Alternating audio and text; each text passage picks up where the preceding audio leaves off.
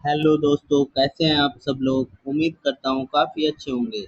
तो दोस्तों, गो digit general insurance जो कि विराट कोहली और अनुष्का शर्मा इसके अंदर इन्वेस्ट कर रखे हैं अपने पैसे, 15 मई से 17 मई के बीच में ओपन रहेगा ये आईपीओ। तो दोस्तों, इस वीडियो के अंदर पूरा रिव्यू करेंगे इस आईपीओ का और जानेंगे कि इस आईपीओ में अप्लाई करना चाहिए या नहीं करना चाहिए, और करें तो लिस्टिंग गेंस के हिसाब से या लॉन्ग टर्म के हिसाब से। सबसे पहले इसका ग्रे मार्केट का प्रीमियम जानेंगे। इससे हमें लिस्टिंग गेंस का अंदाज़ा मिलेगा। फिर कंपनी का डिटेल्स के बारे में जानेंगे, मतलब ये कंपनी क्या करती है, फ्यूचर कैसा रह सकता है।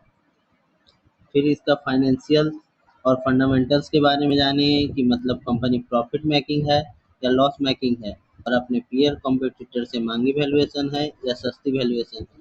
फिर इस आईपीओ का डिटेल्स के बारे में जानेंगे, और फिर अंत में जानेंगे कि इस आईपीओ में अप्लाई करना चाहिए या नहीं करना चाहिए, और करें तो लिस्टिंग गेंस के लिए अप्लाई करें या लॉन्ग टर्म के लिए अप्लाई करें।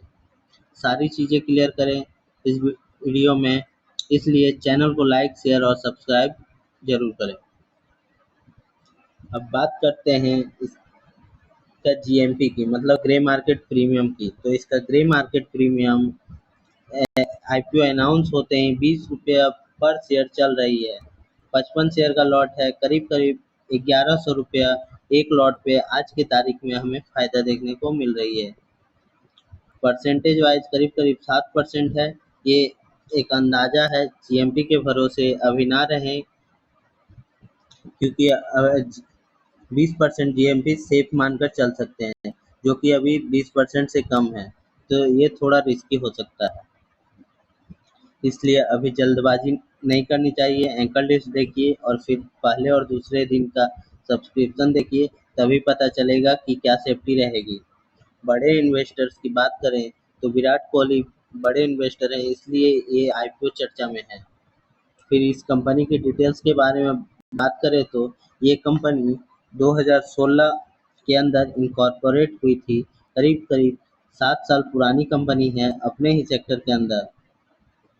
इससे ज़्यादा और बड़ी कंपनी इससे ज़्यादा और पुरानी और बड़ी कंपनी मार्केट के अंदर ऑलरेडी लिस्टेड है।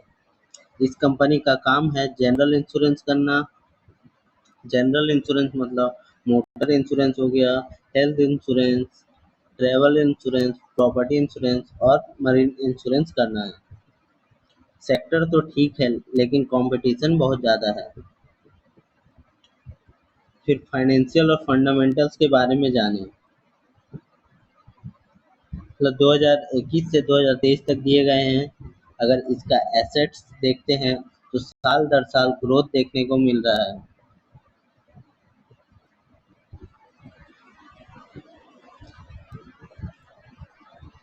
लगभग डबल हुई है। रेवेन्यू की बात करें तो इतने साल नेगेटिव रेवेन्यू था। FY22 और FY23 में इसका रेवेन्यू पॉजिटिव हुआ है। FY23 में इसका रेवेन्यू करीब करीब 39 करोड़, जो कि बहुत कम है। और दिसंबर 2023 के अंदर 9 महीनों के अंदर 130 करोड़ का रेवेन्यू जनरेट किया है। प्रॉफिट इसका लगातार लॉस मेकिंग थी। FY23 के अंदर लगभग 35 करोड़ का प्रॉफिट जनरेट किया है। प्रॉफिट मार्जिन लगभग 90% के आसपास निकल के आ रही है। बाकी इसके अंदर नेटवर्थ बढ़ी है। रिजर्व कैश 2391 करोड़ है, उधारी 2000 करोड़ का है, जो कि बहुत ज़्यादा है। इसके पीयर कॉम्पिटिटर से कंपेयर करते हैं तो पी रेशियो मतलब प्राइस टू अर्निंग रेशियो 663 का है, जो कि बहुत ज़्यादा है। मार्केट में और भी लिस्टेड कंपनी है, उनका प्राइस टू अर्निंग रेशियो 38.47 से 53.79 तक है, मतलब 54 तक है। गो डिजिट जनरल इंश्योरेंस ने FY23 में 39 करोड़ का रेवेन्यू जनरेट किया था, और पी तो बहुत ज़्यादा है। और उससे बड़ी कंपनी और पुरानी कंपनी है जिसने FY23 में रेवेन्यू जनरेट किया 41,000 करोड़। स्टार हेल्थ ने 14,000 crore. ICICI Lombard general insurance ने 26,000 करोड़।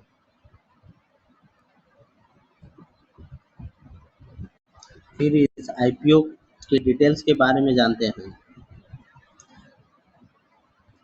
15 मई से ओपन रहेगा। आईपीओ 17 मई को क्लोज हो जाएगा। आईपीओ का साइज है, इशू साइज है 2614 करोड़।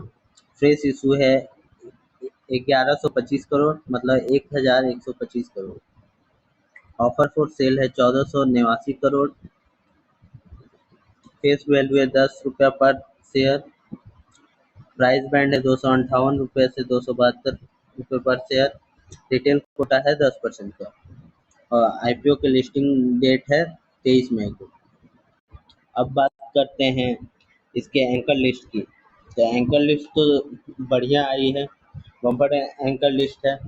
सारे बड़े इन्वेस्टर्स के नाम शामिल है, जैसे गोल्डमैन सैक्स, Abu Dhabi investment, custody bank of Japan, weapons partners, Indian mutual fund, SBI, Axis mutual fund, Tata flexi, Motilal Oswal जैसे सारे बड़े नाम शामिल है। तो एंकर लिस्ट तो बहुत बढ़िया आई है। अब सबसे मेन सवाल आता है कि इस आईपीओ में अप्लाई करें या नहीं करें, और करें तो लिस्टिंग गेंस के लिए या लॉन्ग टर्म के लिए अप्लाई करना चाहिए। सबसे पहले लिस्टिंग गेंस के हिसाब से देखें तो जीएमपी तो बहुत कम चल रही है। कम से कम 20% जीएमपी को हम लोग सेफ मानकर चल सकते हैं, लेकिन जीएमपी के भरोसे अभी नहीं रहना चाहिए, क्योंकि जीएमपी एक अंदाज़ा है।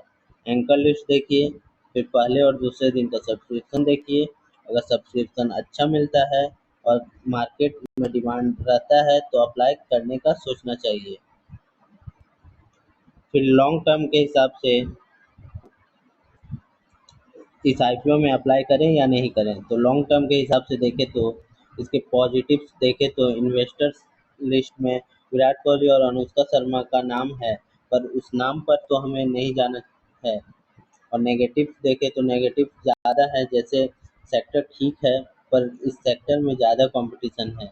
इसके जैसे बहुत सारी कंपनी मार्केट में ऑलरेडी लिस्टेड है और ये काफ़ी महंगी वैल्यूएशन पर आईपीओ लेकर आई है। थोड़ी और सस्ती करनी चाहिए थी। फिर इसका रिटर्न ऑन नेटवर्थ कम है। फाइनेंशियली और फंडामेंटली ठीक ठाक बोल सकते हैं। तो इस आईपीओ में अप्लाई करने का मेरे तरफ से कोई भी डिसीजन नहीं है। जो भी डिसीजन बनाए वो अपने रिस्क और अपने एनालिसिस लगा के बनाए। अगर वीडियो अच्छा लगा तो लाइक शेयर और सब्सक्राइब जरूर करें। Thank you.